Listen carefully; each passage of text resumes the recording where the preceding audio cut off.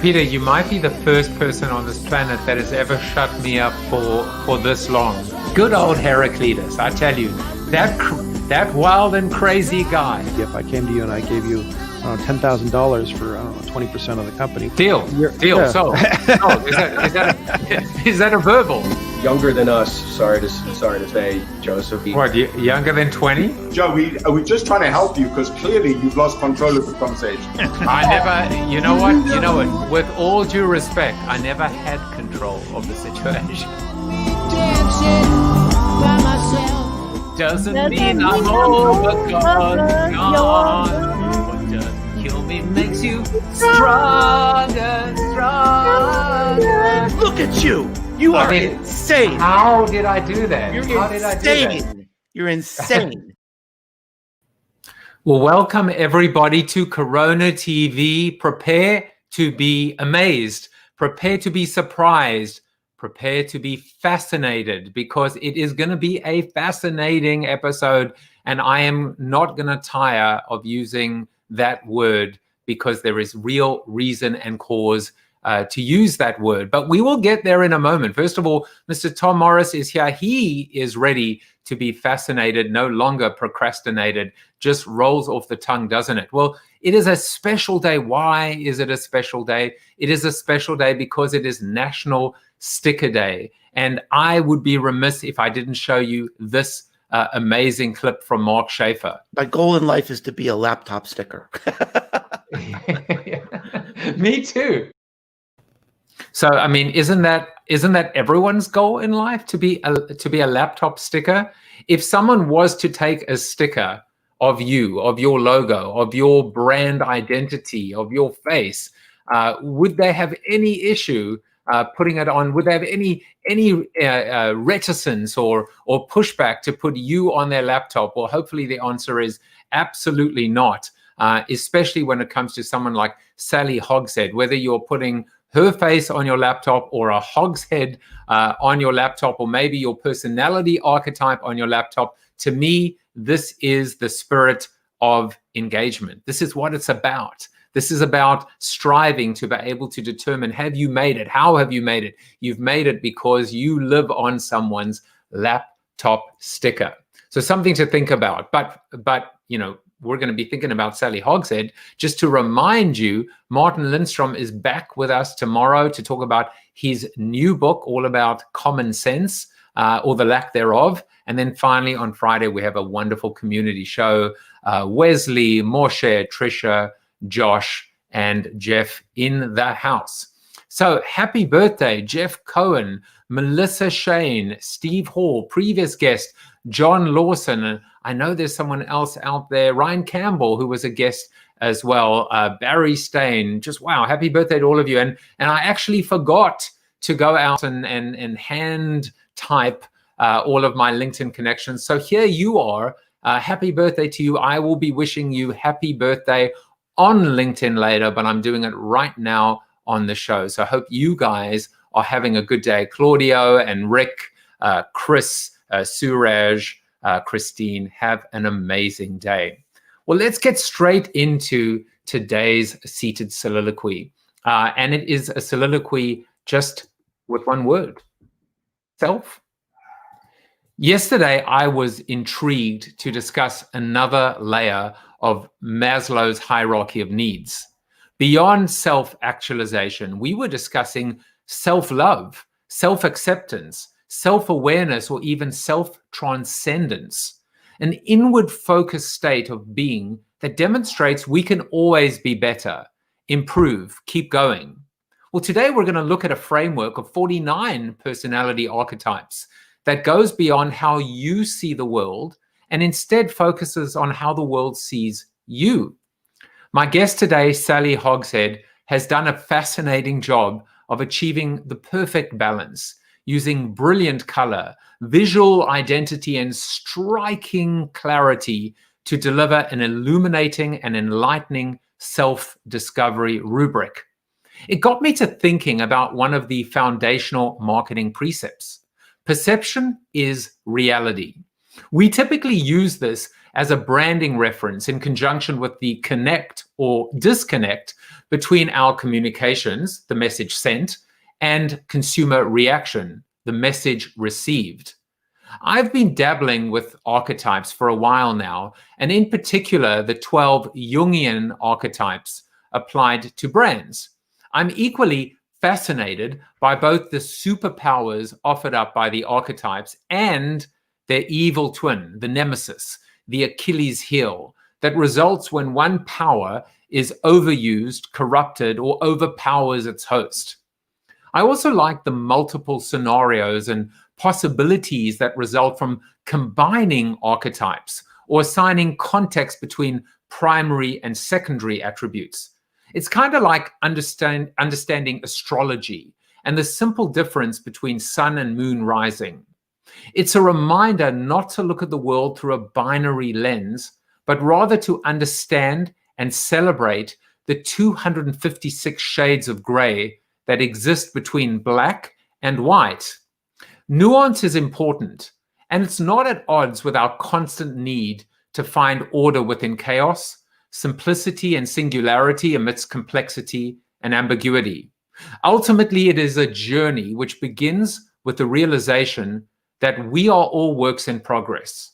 As flawed human beings, we are all in search for meaning and to realize our calling in life. It begins by building a bridge between the way you see the world and the world sees you. It continues with a journey towards self-improvement and perhaps a flipped Maslowian funnel. And it ends with a tombstone, and with it, a eulogy and a legacy that, if fascinating to even one person left behind, was a life well lived. I was so inspired, just thinking about this soliloquy, but I'm much more inspired by Sally herself. And as always, you want to see less of me, and I think more of her. Growing up with a last name of Hogshead would give anyone a quirky point of view.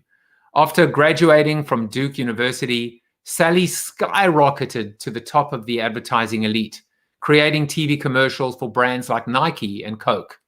At 24, she was the most award-winning copywriter in the US. By 27, she'd opened up her first ad agency in LA. Today, Sally writes New York Times bestsellers on the science of fascination, why we're impressed by certain people and brands. She has twice been named the #1 global brand guru and frequently appears on NBC's morning show Today. Sally is the creator of the FASCINATE test, the first personal brand measurement which identifies your most fascinating and impressive qualities. More than 1 million professionals have taken this test. Sally is one of only 189 professional living speakers to be inducted into the Speaker Hall of Fame, the industry's highest award for professional excellence. I am still, on the wait list. Her mission in life is to bring back the hogshead as a unit of popular measurement in the US. I don't even know what that means, so I'm just going to welcome her to the show and say, was the hogshead ever a unit of measurement? Did I miss something in my history? Growing up with the last name Hogshead, you can imagine what it was like, but my dad gave this to me as kind of something to emotionally prop me up. He said, a hogshead is a barrel that holds 62 gallons. A barrel that holds 62 gallons. So the Beatles song, A Hogshead of Real Benefit of Mr. Kite? For the benefit of Mr. Kite, jumping through a hogshead of real fire. Now that you're going to start seeing hogsheads everywhere you go and not just on your screen with me. I mean, listen, ever since I met you the first time, hogshead has always been in my life, in my frame of reference, but I didn't realize that, I knew there was value in you, but I didn't realize that it was actually a quant that we could have, like, how many Sallys would you like? Yeah, not 61, not 63. That's right. How about 180 hogsheads? Because you are the 188th, I should say, guest in this continuum. Well, good. I'm thrilled. I'm happy to stand on the shoulders of 187 giants. Well, no more fascinating than you. But I got to tell you, Sally, like, I must have rejiggered the order of today about 1,000 times, because I didn't know whether to start off serious and then, kind of get, from the sublime to the ridiculous, or to go from the ridiculous to the sublime. And so I decided, you know what, we'll start off with the fun facts, and then we'll get a little bit serious, and then maybe we'll get a little bit silly again. But the two things that you shared with me that I found fascinating about you is, one, you were a cheerleader. You were an anti-cheerleader. You were kicked off the cheerleading squad. That's actually you that has been taken out the photo. So what happened there that you just got kicked off? What did you have to do to be kicked off from being a cheerleader? Well, turns out you don't have to do much. I went to a conservative high school named Episcopal High School in Jacksonville, Florida, and my brother and my sister had gone there, and my mother was on the board of trustees, and we went to chapel every Wednesday. And the cheerleading squad, this is actually when cheerleading was cool, and I've got to admit, I didn't make the cheerleading squad my first year, and I was super bummed out. So as soon as I made the squad, I really kind of loved it. But there was this one cheer that I thought was fantastic, and I performed it solo at a pep rally, and apparently that didn't go so well. Do you want to see? I do. Okay, I'm going to do a seated version. Go bananas, go bananas. Peel it to the left, peel it to the right. Peel the whole banana and take a bite. And that was the end of my cheerleading career. I mean, I would have promoted you, but turns out you got kicked off. Now we go from bananas, or for my American friends out there, bananas, to another food group, which is breakfast cereal. Now this one is a keeper. I was never ever going to let you lightly off here. You can yodel the Cheerios Jingle. There is no way I'm not going to ask you to do that. Okay, well, first of all, do you remember the Cheerios Jingle that was a yodel? I think it was probably the 70s. No, I don't, but that's why I'm prepared. I'm ready to be enlightened. Okay. So the idea was that it was a little cutout of a Cheerio figure, and it would the Cheerio it was like a mnemonic that little kids around the world loved to yodel, but I have to say I did it best, and here's how it goes. Cheerios, toasted Oreos. Are you remembering this now? Cheerios. Do it with me, Joe. You try. Okay. Cheerios. Now the second part, toasted Oreos. Toasted Oreos. See, you got it. Now this could be your fun fact too. I love it. In fact, according to Seth Sparks, you just made the intro reel. Yes, you did. You will be immortalized on the next intro, along probably with Seth Godin and Philip Kotler. So you're in good company. All right.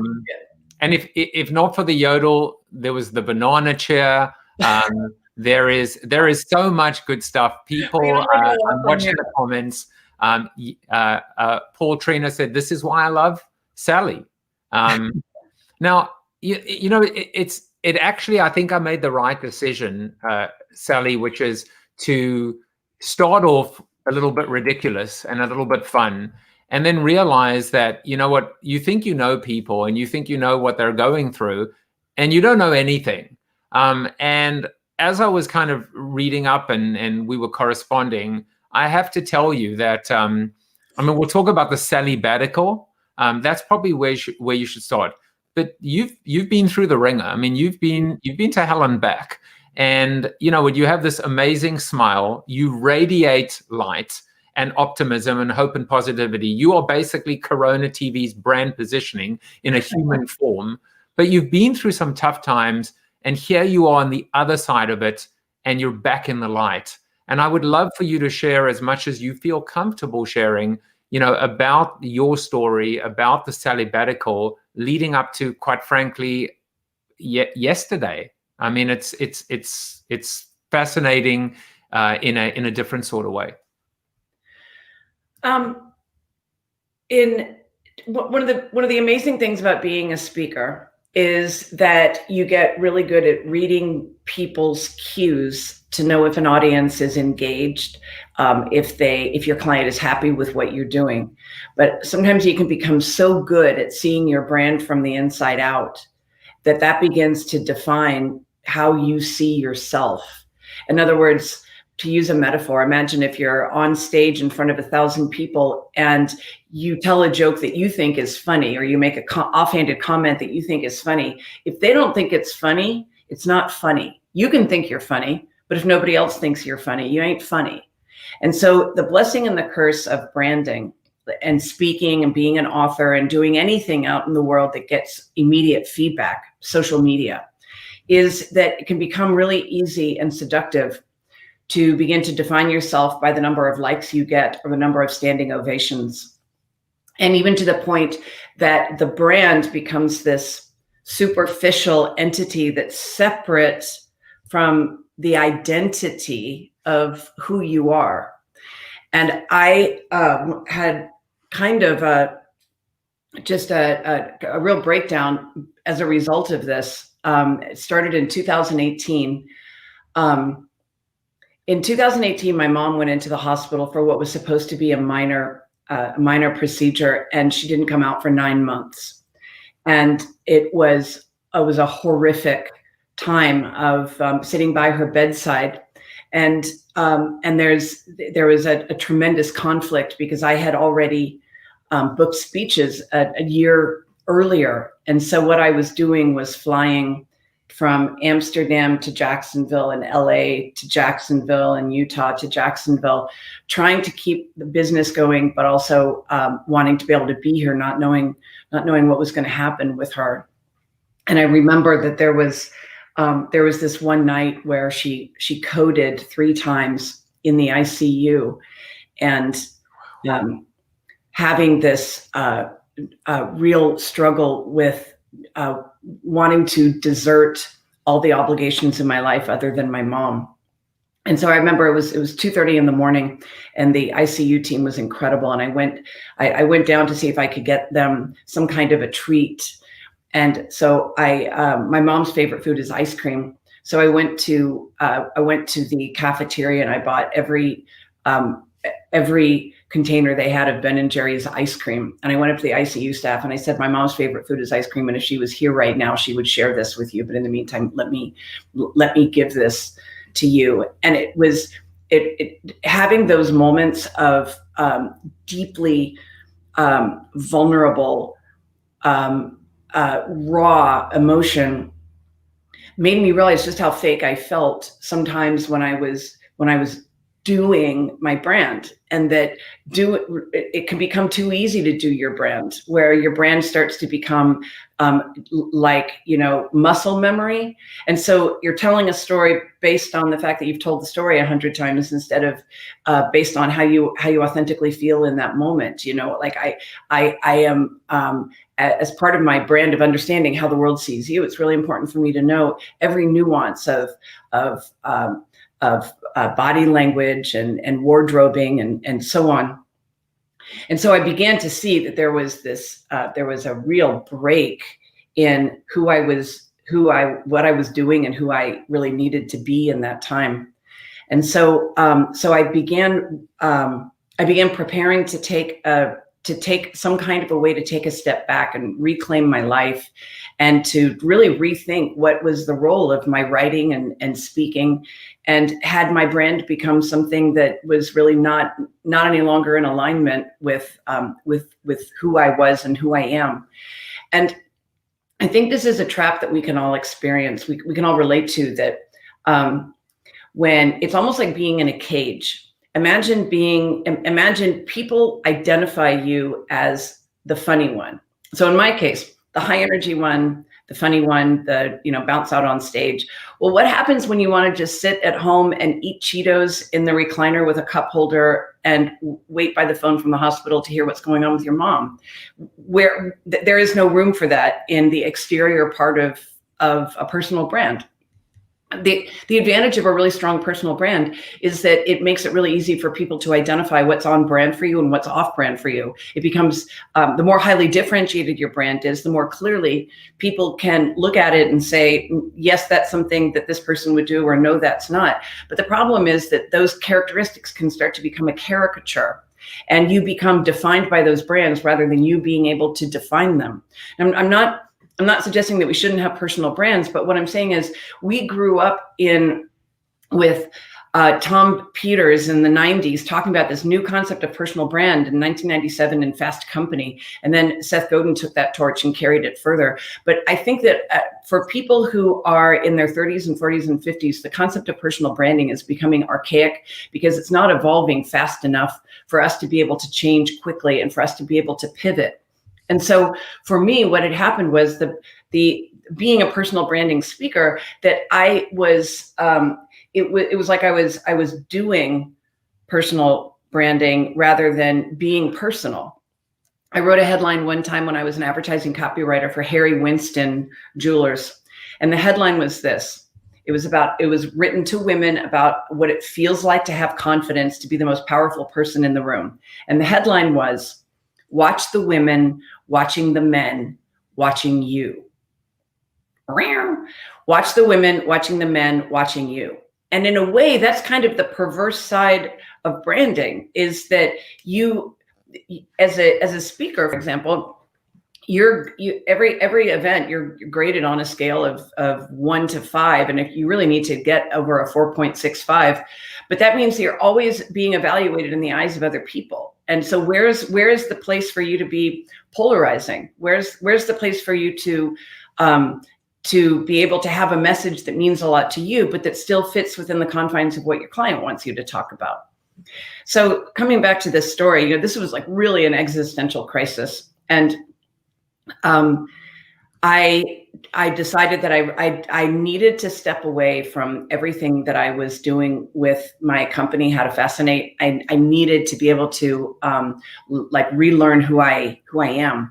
And so I did what's probably the most terrifying thing for an entrepreneur to do, which is I decided I was going to take time off. I was going to take 100 days off. And I went very, very deep in planning exactly how I was going to do this so that there wouldn't be an upset, not only in terms of like the overhead that I needed to cover, but to make sure that our community and my team was going to be set. And the degree to which I did this was I wrote a document, Anatomy of a Customer Service Email. And I wrote there, I outlined, I said there are probably about 6 different types of customer service emails. And so that you don't need to contact me while I'm on sabbatical, here are 5 examples of how I would answer each of those 6 types of questions. Like if somebody's pissed, if they write in, my code isn't working, then don't write like, "Hola, Susan, so great to hear from you," and things like that. And in the journey of doing that, it allowed me to begin to detach and depersonalize a lot of what I was struggling with. So in a way, by the time I left on this 100-day sabbatical, I had already started doing what it needed to. But the upside is after those 100 days, I realized I needed to change everything. I realized I'd gotten into a terrible rut. And I'll give you an example of the rut that I mean, which you can probably relate to, Joe, and anybody. As a speaker and an author, the headshot is key. Would you agree, Joe? A headshot's really important. And yeah, yes, yeah. The headshot's really important. And it's very easy to postpone putting off a headshot because there's a lot of pressure. Like the client can make a decision about whether or not to hire you or buy your book. Based on that headshot, the background, the clothing, the makeup, the nuances. And so it's really easy to put off getting a new headshot. And so I'll give you a confessional. Do you know the term catfishing? Yes. How would you describe catfishing? Well, I think it's from what I recall, it's online dating. Yeah, it's when you basically get duped, right? A bit of a bait and switch. Yeah. So if I'm online and I'm catfishing, I post a photograph of myself that is much younger or has been photoshopped so it doesn't look like me. And so then if I show up on the date, then I will have duped the other person, right? So I was catfishing in that I didn't get my headshot updated for like 5 years because I was in such a rut. And so the confession is that the headshot that you're looking at was shot in 2014, the one that you have at the beginning of this show. So if somebody comes to the show and thinks that that's exactly what I'm going to look like when they come to the show, I will have been catfishing. And this is kind of the crisis that all of us have. It's really hard. Yep, there you go. 2014, baby. This is kind of, I think, where a lot of us are, is that I prefer that one, by the way. You what? I prefer this one. You like this one better? Yeah, for sure. Yeah. Well, let me pull out the photo. Because she talks. Yeah. Well, anyway, I think a lot of us are in a place right now, especially people who are brand savvy, of starting to realize that not only does COVID put us in a position of really needing to deeply rethink our business model and how we do what we do, but also who are we today versus who we were when we established the framework for our brand. And have you ever had that happen? Have you ever felt like you're trapped in a branding cage? I mean, I'll tell you that this has been a transformative experience like no other, where I even had the conversation just before we started the show, where I spoke about whatever my persona or my personal brand was, or however the world saw me back when, is very different. And as I said, someone said, well, how will you differentiate yourself moving forward through Corona TV? And I said, well, they said, are you like Donnie Deutsch? And I said, here's the thing.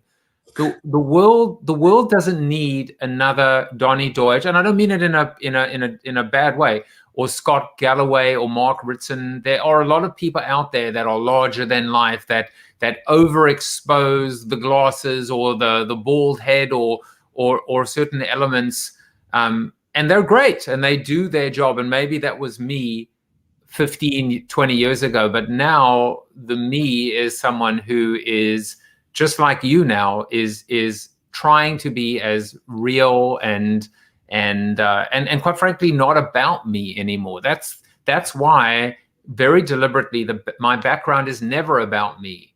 It's always about my guest. So I'm going through this period now, and I'm aware of it as it's happening, and that's why I know we'll talk about my archetype, which is interesting, because with what I'm sharing with you now, it's interesting whether that reflects the me that you knew, the me that you know, or the me that you will come to know in the future.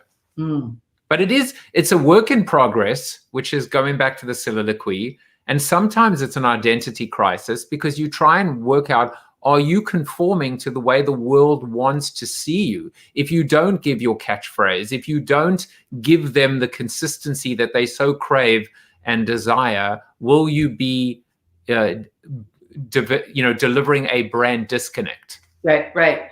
And brand damage. A disconnect in and of itself. Like, for example, Trump right now, there's no brand disconnect. He's being completely on brand with these outrageous things that he's doing. This is not new information from us. This is just a more exaggerated, hyperbolic version of who we always knew him to be and who he self-proclaimed himself to be. And back in the early 2000s.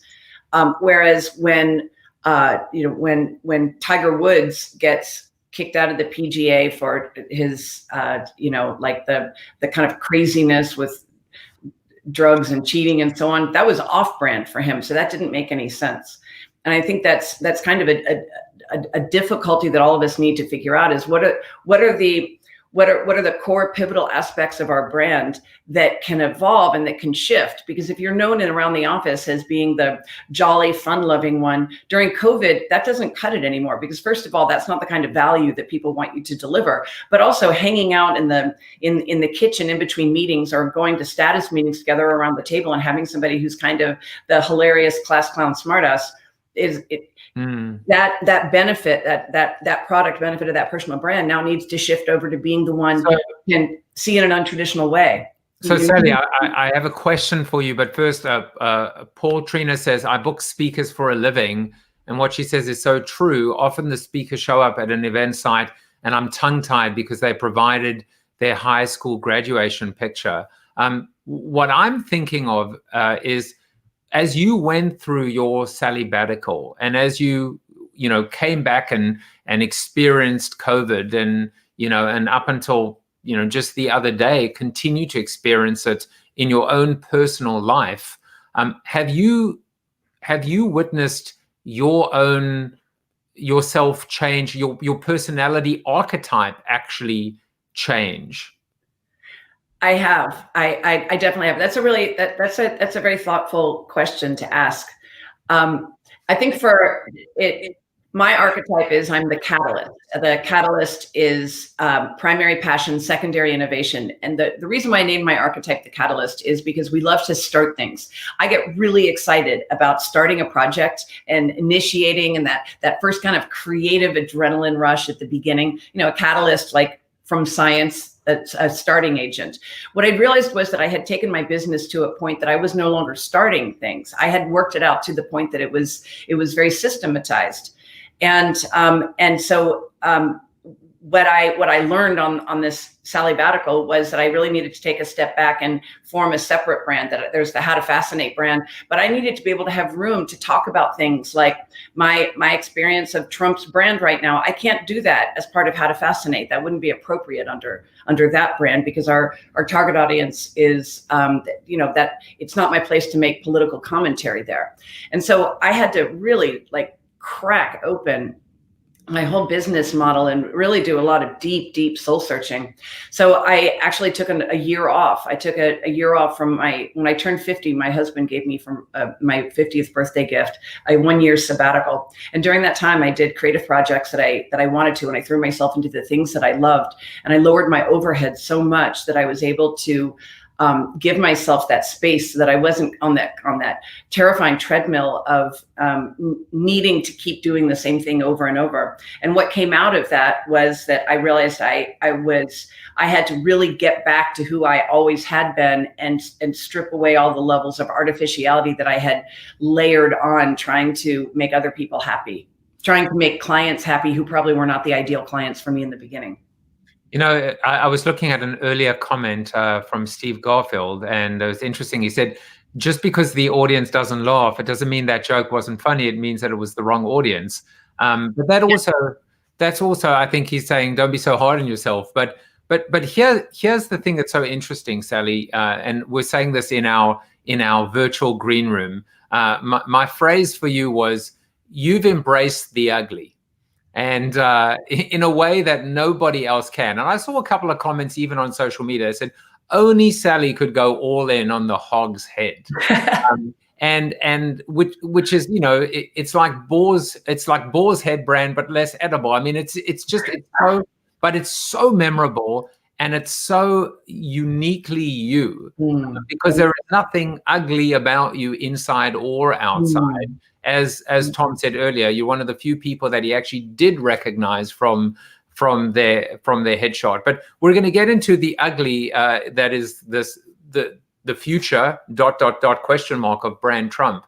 But you've been so consistent throughout in terms of being able to go all in on this brand and almost show that. I don't know if it's self-deprecation or irreverence, or it's just that humanity about you. But talk a little bit about how you were brave enough to just, call up and elevate the hog's head.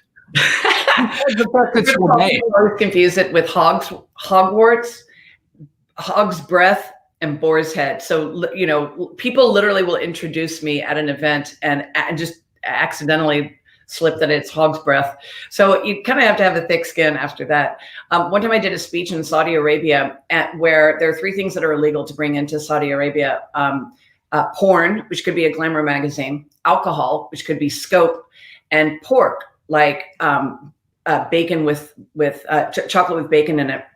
And so before they hired me, they said that I had to take the hog logo off of my website, that was going to be a deal breaker for them. And I kind of had an internal internal discussion. Like, it's not, if I'm not the right logo for them, they're not the right client for me. It's a great litmus test. We all want to be strategically polarizing to make sure that we're not attracting the wrong kinds of clients. But in this case, I was getting to speak to women in Saudi Arabia about how to stand out and be fascinating. So I decided it was worth it. And right before I walked on stage in this huge auditorium, because of the time change, my team had pulled the logo off of the website just until after I walked off stage, but they didn't factor in the time change. And so I had to delay the speech 10 minutes while we waited to unplug the entire sallyhogshead.com website. So that helps me know how far I'm willing to go to maintain that. My tagline is, a hogshead is a barrel that holds 62 gallons. So what's your last name, smartass? And a lot of people have said earlier in my career, they said, I wanted to work with you, but my manager didn't, because he didn't want to have somebody with the word smartass in their tagline representing our brand. And my feeling is, that's great. I'm so glad we got that out of the way. Now we don't have to try to work together and have it be unsuccessful. I think for all of us, we have to find those qualities within us that are the most polarizing and bring those forth, because unless you have the biggest budget, you have to be the most fascinating. And that's where the fun is, right? But it's also this idea that, as Tom says, the nadir of modern business, people figuring out how to fake authenticity. Sally knows how to live the real thing. And I was thinking, look, I wrote a book called Built to Suck. I have a name of a show with the word Corona in it. The hard part of being creative people, as you and I are, is that when do you dig your heels in? When do you push back and say, if you can't live with the word suck, then maybe you're the wrong audience, which is absolutely the right thing to say and do at times. And then also have that, that again, it's self-awareness and humility to be able to say, the audience is important enough, this mission, this journey, this project is important enough that I am prepared to check my pride at the door. But I think it's a great litmus test to be able to say, these are the things that make us, you, me, who we are. And if we compromise that, what else will we compromise? Can I give you an example? Yeah. So there's a photographer named Richard Avedon, and he was one of the most famous photographers of all time. And I wanted to work with him on a project, and in order for me to get him to work with us, he was retired. I wrote him a love letter, and I said, you're the only one who could do this, and you'll get complete creative authority on what the final selects are of the ads that are actually going to run. And so after the photo shoot, I picked up this folder, and the folder says, I don't like any of these. They look like an ad. I don't like any of these photos. They look like an ad. Now, of course, it is an ad, but this comes back to the idea that a truly great photographer doesn't want they don't want photos that look like ads. They want photos that look like real life. And so that if you think of that phrase, I don't want this author photo on the cover of my book. It looks like an author photo. I don't want a website that looks like it's a digital marketing website. I always think that's that helps in making sure that you're not falling into any kind of a stereotype. If you could take your logo off of anything you do and put somebody else's logo on, and it still works, it means it's not differentiated enough. Yeah, totally. And I mean, I still to this day occasionally will watch a 30-second television commercial the very first time, and I'm like, especially Super Bowl commercials, and I'm like, we're about 20 seconds into it, and I literally do not even know what industry is being advertised, let alone the brand. But Sally, you said something amazing about budget, right? When you don't have the budget, you have no choice but to be fascinating. And so your quote of the episode is this one: boredom is just the reverse side of fascination. I don't know if you've heard that quote before, but I would always ask my guests, do you know who said that?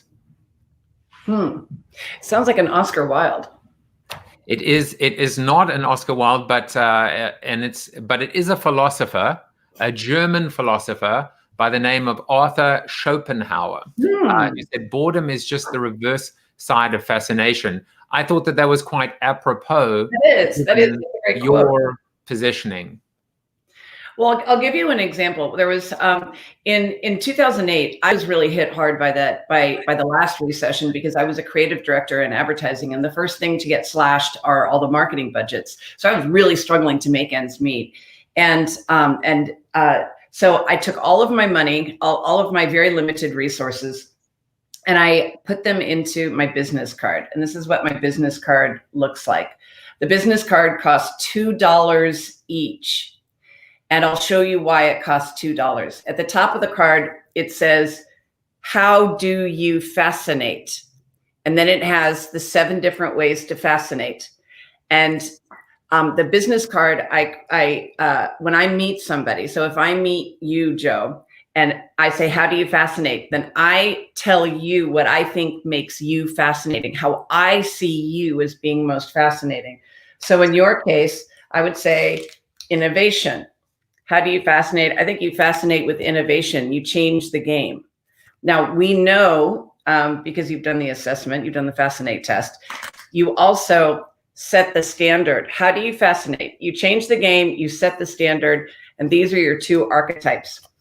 Now, from a marketing perspective, if you don't have the biggest budget, you have to be the most fascinating. So why would I spend $2 per business card on business cards? It's because what I found was the world doesn't need another business card. The world wants meaningful interactions. And so being able to find ways to take your brand and turn it into a single emblem, you really only need to over deliver in that one area. And it creates that kind of delight.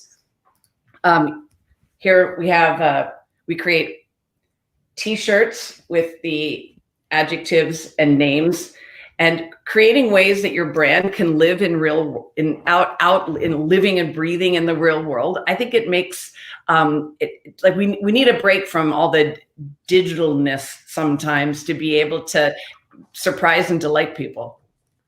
Well, there is a word which, it's funny because even when doing some research and looking for some images on fascination, and we've had this almost as a common theme this week when we think about spells and the occult and magic and what happens when connection happens and creativity happens. And it's just funny how there is almost like this common theme of being able to, for me, the word is the necromancer. How do you bring to life? How do you wake someone up from their slumber, from boredom, from their apathy? How do you, if you can bring to life even a business introduction through an innovative business card, that's our goal, that's our role, is to wake people up from their slumber. And you've done it so beautifully. We're going to jump around a little bit, but tell us very briefly about these archetypes, about the test. I know there's a special offer for Corona TV viewers out there. I'll let you set it up, and then because I didn't want to run out of time, and then I took the test and we'll show my results, and you can tell me whether that surprised you, whether it was expected. Well, first of all, let me start with you. Well, why don't we give people this invitation, because we created a free version of the assessment that is not available online. We used to sell this on our website, and we no longer do. So I want to make this available here specifically for Corona TV. And the way to be able to take the free version of the assessment is to go to howtofascinate.com/you, YOU, howtofascinate.com/YOU, and your secret code to take it for free is Corona TV. It's not case sensitive, and it's all one word, Corona TV. Here's what this is based on. It's in branding. Coca-Cola doesn't care how Coke sees the consumer. How does the consumer see Coke? And that's really the essence of branding. And so I realized that that's really what all of us need to know. Not how do I see my listener, but how does my listener see and hear me? With you, Joe, with this show, how do your viewers see you, and specifically, what do they value most in you? So I created an algorithm that in 28 questions works exactly like a focus group, that it elicits the unconscious and conscious cues that you send every time you communicate, and then measures that against how people are most likely to perceive those signals and cues. So what we learned about you did not surprise me. Should I show I'll show my results. There's you, yes. You are the trendsetter. Now, what I loved about the fact that you are the trendsetter is because the adjectives that describe the brand of the trendsetter are that you are cutting edge, elite, and progressive. In other words, you do not suck, but you might use the word suck in the title of a book. Trendsetters have the ability to see where things are going, and they sometimes think so quickly and move so fast that other people have trouble keeping up with them. Do you ever find, Joe, that you have to pause, slow down for a minute when you're working with people and almost retroactively explain your process because they're not able to see how you made a quantum leap? Well, that, by the way, that sounds a lot like Wesley Faulkner, who actually, himself has ADD or ADHD and would be able to get to the answer quickly and be able to get there, but people would actually force him, or they insisted on understanding the process. But what I do find often is I'm a couple of steps ahead and I've forgotten to connect the dots. And so I'll say something and people are like, I need to know the 3 things that came before that statement to kind of understand. Yes. Yeah, it's a blessing and a curse. So if you and I were working together and I came to you and I said, hey, Joe, we really need to have a big idea, but we've got to have options. So in a really short amount of time, can you brainstorm with me? And we're just going to come up with a lot of different ways to invent new ideas. Could you do that? I can do anything you want. Okay. What if I said to you, Joe, hey, listen, we've already got the structure figured out. So all I want you to do is to take this spreadsheet and replicate it. So fill it out, turn it back into me, and then I'm going to give you another one. And I want you to do the exact same thing. How would that be? Yeah, right? But here's the thing, and this is the beauty of it. Not every archetype is like you. That you are exquisitely specific. You're actually a small percentage of the population. What we need, both of us, because we score very high in innovation. Sometimes we see things as being abstract. We don't have to connect the dots, but we need other people who can do that. So we need people who are structured, practical, specific, meticulous. And this is where the other archetypes come in here.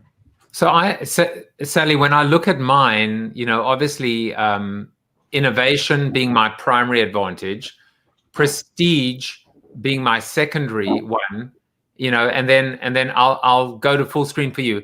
And then there's this, clearly the dark art of mystique. Tom is now saying, I'm now going to use Mystique as Joseph's new superhero name. I don't know if you want me to, but let me give you the full screen. Sure. So this is I'm like jerry rigging. So imagine if this is the archetype matrix. You and I live here, but what we really need to work with, we need people who are over here. So hold on, doing the reverse. This is so not graceful. Look, it's analog.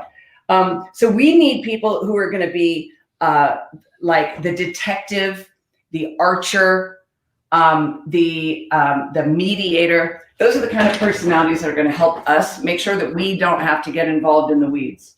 You got, by the way, you got a 100% Joseph from my wife.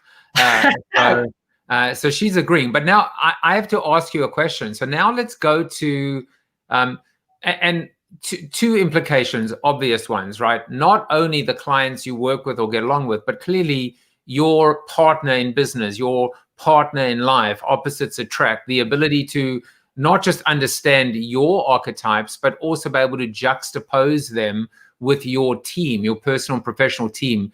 But tell us a little bit about the Dormant Advantage. I always like to understand the seedy underbelly of the model. Yeah. Your Dormant Advantage is the way in which you are least likely to make a positive impression and you are least likely to succeed. Doesn't mean that you can't, but your dormant is mystique. And that means that in a situation in which you're told, Joe, just go over in the corner, sit down, listen, and we'll call on you when we're ready to hear from you would be really awkward for you. So there are 3 things that you can do in a situation in which people don't want to hear from you. They want you to sit down, be quiet, and they'll come to you when they're ready.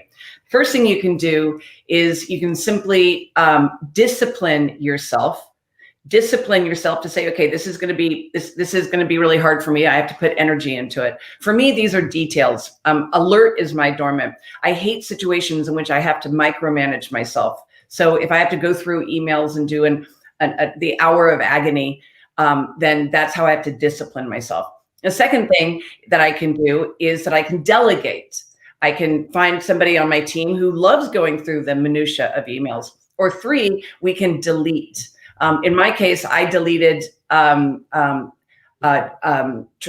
travel expenses. See, I can't even remember what it's called. Like when I travel, everything's a flat fee so that I don't have to turn in receipts. And actually, it's even easier because I don't travel anymore. Corona. So the 3 things that you can do to overcome this area of quicksand in your performance, in your case, Mystique, in my case, Alert, is discipline, delegate, delete. Love it. The three Ds. And I have to show you a couple of comments that are on the screen. Tomorrow says, Sally is the best show and tell guest ever. And she had me at the banana chair and then the yodel. This is like the masterclass of over deliver. The 1101 experiment. I love this one. Sally's always putting a wet finger in the world's ear. Oh my God. Isn't that great? That is so. Mwah. John Burkhardt says the world wants meaningful interactions, not business cards. Preach it, Sally. Love those cards. Brilliant. And David Libby said Sally is woke like every marketer should be. So you're getting a lot of affirmatives, but here it's a bit of a negative, not to you, but you were recently quoted talking about brand Trump. And I just want to read this quote that was on Bloomberg. As he's walking out of the palace gates, he's torching the kingdom. But in doing so, he's permanently damaging his own brand, said Sally Hogshead, a branding specialist. There's a shame factor with being associated with the Trump brand for a larger percentage of the population than before. I want to take you back to the very beginning with Trump Steaks, with Trump University, with the question that was posed right at the beginning, which is, would his brand be damaged or how would his brand be affected? Was this a brand play and nothing more than a brand play? And up to what point do you think his brand would have escaped and been intact? We have seen, so in other words, even a week ago, 10 days ago, would he have been able to emerge from this period of time with his brand intact? We know that as of this morning, New York now, or New York City, is stripping. There will basically be no Trump left in New York. His links course in the Bronx, everything Trump is being taken away. So it seems like and this is, not a political question. This is a brand question. I would love to hear your thoughts. I don't think anybody needs to be that surprised about the decisions that Trump has made recently. It's not inconsistent. I think it's just it's been handled and managed behind the scenes for us. Coming back to the FASCINATE system, there's a concept of double troubles. Can you put the matrix up for me? Because I want to describe what I mean. A double trouble is the diagonal line on the matrix where if you look at the diagonal, it starts with the anarchy and ends with the control freak. So here I'm going old school again. I'm going to do something for you too as well, which is I'm going to do a little bit of live editing while you do it. But yeah, show us. Anarchy, drama, aggressor, imperial, old guard, etc. These are not archetypes. This is a mode of communication that you get into when you become so hyper exaggerated on the traits that define you. Trump is primary power, secondary prestige. So in this mode, what's happening is he's sliding into becoming the aggressor which is dogmatic, dominant, overbearing, and dogmatic. Next, the other way that he can go terribly wrong in his double trouble is being the imperial, arrogant, cold, and superior. So your double trouble describes how you are most likely to go terribly, terribly wrong. And we all have this. My primary is passion. So where I'm going to go terribly wrong is to become the drama, to become overly theatrical and overly sensitive.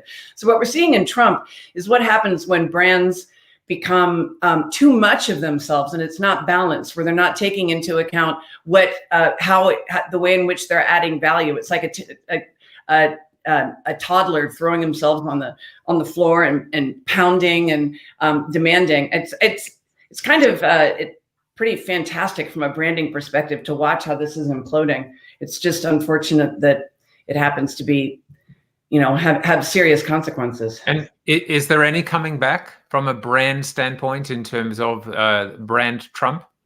Well, you and I talked before about strategic polarization, that you want to make sure that I have the word smartass, you have the word suck, that we want to attract the people that are going to be the ideal client for us. So for Trump, I think there is coming back, not to the degree of politics, but certainly to the people who are pro-Trump are going to be even that much more, because what's happened is you have to decide right now. You have to make a decision. Are you pro or are you anti? There's really no middle ground anymore.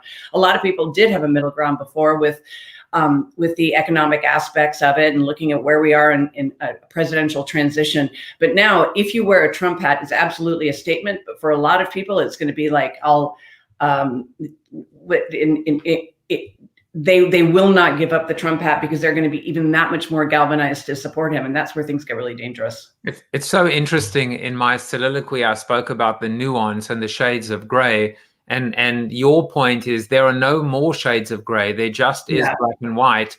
Pick a side, pick a lane. And ultimately, for him, it's going to be hope that you have enough equity and enough demand for that product. So on a different level, he is certainly embracing the ugly. But here's my question. I'm different ugly. He calls you up and he says, Sally, would love to have you on my rebranding team.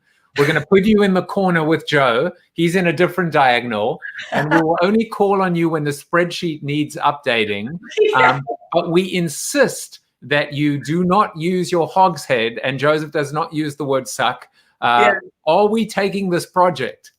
Yeah, we're not taking the project. We're not taking the project for a lot of reasons, but no, we're not. But you and I could go do a different project. I think that you and I would have a lot of fun doing all kinds of different projects. Well, I think we would. And what I love about you is, there's so much that I love about you, but I love the fact that you have just been so consistent with this platform over a 10-year period. Your first book, I think, came out in 2010. If I saw correctly, and I'll flash those on the screen just before the end. But I also love the fact that you have walked your talk. You have looked inside, you have introspected, you have embraced the ugly, as we discussed. But there is no time to even go into it now. I wish there was more. But you even looked at your own Instagram feed and basically said, how butt ugly is this feed? And you've rethought this. You've come up with this magnificent new, colorful. It's like the Bellagio fountain. I'm mesmerized by it. But I really, you're now working on your website. I think there's a very strong takeaway here, Sally, which is it's never get so set in your ways that you don't feel you can't improve, you can't change, you can't blow the whole thing up and start again. It's a great message. Thank you. Yeah, I think that's it. It's important for all of us to know that the very qualities that define us do not have to hold us captive, that we have to be able to be in control of how other people define us. Oh, I love that. What a great takeaway. Well, I'm going to put a few things on the screen. First of all, you've got to go and follow Sally on all. First of all, these are the books, right? Fascinate. I looked and I was like, you haven't written a book since 20. 16, I think. But that's because you've just got this platform that is alive beyond just the pages of a book. I'm sure there's something else coming. I won't even have to think about it. But more importantly, Sally, if people want to get hold of you, they can email hello@howtofascinate.com. They can sign up for emails about how to fascinate. And why wouldn't you want to do that? Of course, Corona TV viewers will get a free Fascinate test at howtofascinate.com/you. Just use code Corona TV to redeem and find out your primary advantage and how the world sees you. You are Sally Hogshead on all the socials. You are on Twitter. You are, better than ever before on Instagram, Sally Hogshead. Are you on Clubhouse? I am on Clubhouse, but I'm not active on Clubhouse. All right, and TikTok, is that on the roadmap? Stole it from me. There's some kid with 2 followers, so I have to go. Somebody told me I have to go figure out who his parents are and try to get my handle back. Or just offer them a personality archetype assessment. Yeah. And, or I'm on Corona TV. We'll team up and figure out how to let's make that our next project, to try and figure out how to get your TikTok handle back. That's right. I love it. Better than working with Trump. Exactly. Well, listen, we are going to go to the Zoom after show in just a moment and hang out for just a wee bit longer. Come and join us, bit.ly/Corona TV after show. We will be going there momentarily. But the Corona question, which I'm asking all of my guests this week, what business person or leader or just personality, who are you looking at in 2021 that is going to make their mark and leave their mark on this world? This sounds obvious, but I've got to say Trump. And the reason why is because I think he is showing us a new barometer for how we evaluate ourselves. Trump is no longer about Trump. Trump is about showing us just how things can go so horribly wrong, and what can we learn from that and apply to ourselves, not just in politics and in business, but in who we are in life. I think that's just fantastic. And I think also the question that will remain is, at what point do you pull the plug, right? At what point do you say, you know what, I'm out of here? At what point do you kind of call time a death? At what point do you be able to actually walk away before it's too late? And of course, history books will have a perspective from a political standpoint. We marketers are going to look at it a very different way, and be able to look at the life cycle of a brand and be able to determine at what point the point of no return was reached. So yeah, fantastic.